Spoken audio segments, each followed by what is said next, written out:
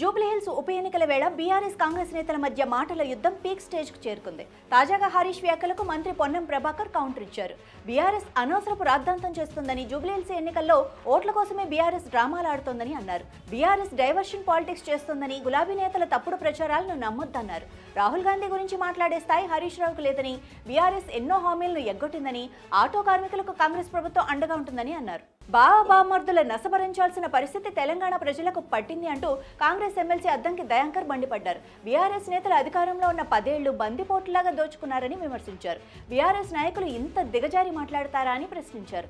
Auto కార్మికులు చనిపోయిన రోజు బీఆర్ఎస్ నేతలు ఎక్కడ ఉన్నారని, తెలంగాణ ఉద్యమంలో పారిపోయిన హరీష్ ఇప్పుడు అడ్లూరిని చూసి పారిపోయారని ఎద్దేవా చేశారు. బీఆర్ఎస్ నేతలు అమ్మ పాలు తాగి రొమ్ముగుద్దే రకమంటూ ఆరోపించారు.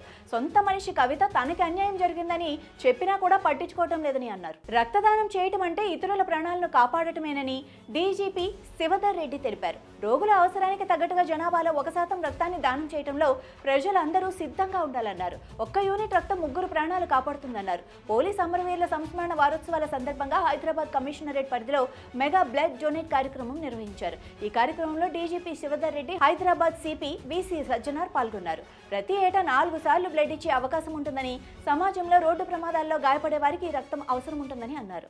లోక్సభ ప్రతిపక్ష నేత రాహుల్ గాంధీపై మాజీ మంత్రి హరీష్ రావు విమర్శలు గుప్పించారు. రాహుల్ గాంధీ సినిమా యాక్టర్ల కంటే ఎక్కువగా యాక్టింగ్ చేశారని వ్యాఖ్యానించారు. రేవంత్ రెడ్డి పేరుకు ఉచిత బస్సు అన్నారని, 5 సార్లు బస్ ఛార్జీలు పెంచి ప్రయాణికులపై భారం మోపారన్నారు.